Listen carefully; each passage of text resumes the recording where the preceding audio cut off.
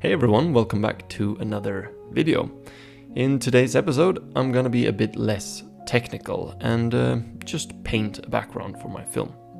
There's a bunch of environmental shots in this film that will just need to be painted and that won't need too much motion to them. So today I won't be using any 3D softwares or anything. It's just plain old Photoshop. You could see me color pick from another image here. That image is one that I've already painted, and taking some colors I know work well from that shot saves me some time, and it also helps me to make sure that these two shots are in a similar color range as they will need to be sequenced later in the edit. If this is your first time here, I'm making an animated film, and this painting here I'm making is one of the cutscenes that will go into it. I thought today I would leave the technicalities to the side a bit and talk a bit more about productivity and motivation in this episode, as it's something I've been thinking about a lot recently. It's been a bit of a challenge for me lately to keep up the productivity on the film, as I think I often overthink each scene and I don't really dare to start working on them without feeling like I'm 100% sure that that I know what I'm about to make. I sort of add too much weight to each task. I really should just get on with it, as every time I break through that barrier and start making something, I'm surprised by how easy and enjoyable things are. But it's easy to fall into that mindset of being overwhelmed by the work that it might require. So it's gotten me thinking about how I can overcome this and basically become more productive. I would rate myself as quite productive already, but I want to improve and not have things holding me back, of course. I think I need to approach painting differently and slightly change my mindset for how I tackle things. The moment I turn it into something that just sounds like labor intensive and only time consuming, I sort of lose the spark. So I have to come from an angle where I don't think about it in time, but rather just let it be an enjoyable process. I think the fact that I record a lot of these adds some extra pressure as well. It's like, I have to make this painting for this video, so it's probably both a good thing and a limiting thing. The fact that I can later watch the process and share it with you guys here is something I value, of course, and I really enjoy it, but for some reason I feel like I better not mess it up while I do this or, explore too much while I record, and that can for sure be limiting. So what I think is the ultimate method to keep the productivity high is to be motivated and inspired. And I think motivation is actually quite an interesting topic. I believe there's a spectrum of how motivated or inspired we are, and we can always put ourselves somewhere on this spectrum. You can go from the absolute bottom of feeling, not inspired at all, to then maybe seeing an awesome film or experiencing an amazing day out in nature. You finally or suddenly sit at the top of the spectrum and can't wait to pursue your creative output, whether it's like painting or animating or music or whatever you're into. So we definitely move up and down this spectrum, and I think we actively have to try to stay on the upper part if we want to be productive and create stuff. I'm sure most people are familiar with the concept of a creative block or like art block. I like to share my views on this. I hear the term art block being used almost like a illness someone has caught, and I think that is the wrong way to see it. If we allow ourselves to have caught this depressing and limiting illness of art block, then we consciously put ourselves at the bottom of the spectrum and allow ourselves to stay there. By instead accepting that this spectrum exists, we have the opportunity to try to position ourselves somewhere on it.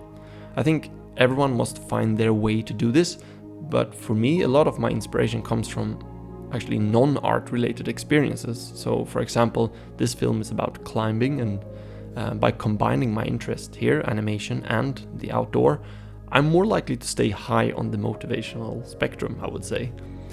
So if I don't feel like I have a lot of drive to work on the film one day, then maybe I should put my energy somewhere that might help regain that drive. And that could be after a day of climbing, for example, or exploring a new valley or a mountain top here in the Alps where I live.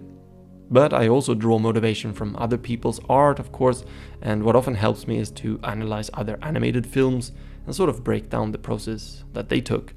Now that Netflix has a lot of Studio Ghibli films, I sometimes have a little look over there for some inspiration, just pausing on some frames and checking out their brushwork or how they render certain things or whatever.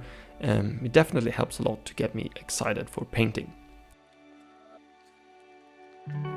I would also like to add though that when I might be highly motivated, when sitting down to animate or paint, there'll always be a slight uphill to overcome before I get into the groove.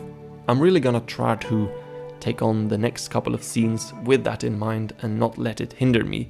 I obviously want the film to look as good as it can, but I also want to reach the point of having finished it one day, so I have to make sure I don't spend a ridiculous amount of time on each scene, and I have to keep creating.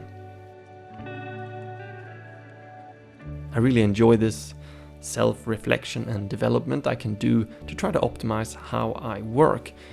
It's not just the technical bits we can improve as artists. You can let me know what your methods are and what keeps you guys motivated, so feel free to comment below if you have any inputs on that.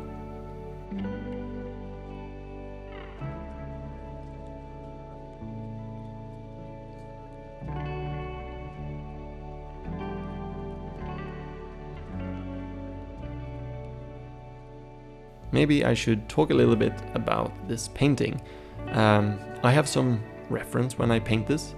I took a bunch of photos and videos in an area called Zillertal, which is about an hour's drive from my home. It's a really beautiful place and I go there quite often for climbing and also for hiking and so on. Whenever I'm out in the mountains or anywhere really, I make sure to take photos of anything that captures my attention. Sometimes I bring my film camera, but often I just take some snaps with my phone, as in the end of the day, the resolution and quality of a reference photo doesn't really matter that much. To be honest, sometimes when you take a photo with your phone and then crop in on some background elements like a mountain, like this one for example, the low resolution helps you filter out all the busy details and only gives you like an overall shape of your subject, which is pretty useful for painting. That is pretty much what painting is anyways, you start really undetailed and blocky, and then we slowly build it up from there.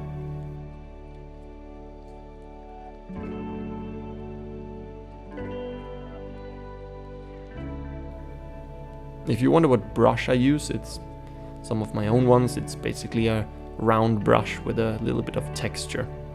I have another video which I can link here where I create one of those.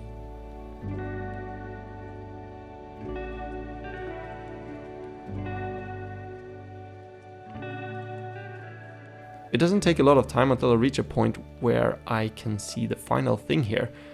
From this point it's only rendering, so I think that is always a relief once I get there. By zooming out a bit and focusing only on the overall composition and palettes to start with, I solve all those problems early on, and I can then go in closer and start to clean up areas that are very undefined and so on.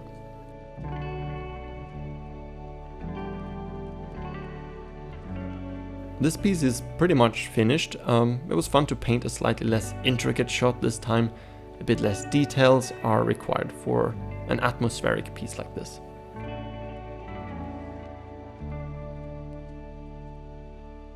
If you enjoyed today's ramble, then let me know below. Hit subscribe if you're not already subscribed, of course. Join me on Patreon if you want to see extra content and also support the channel. Also big thanks to all of those who support me over there, and big thanks to all you guys as well. We just hit 150,000 subscribers here on YouTube, which is incredible. Stay tuned for more videos and I'll see you soon. Bye.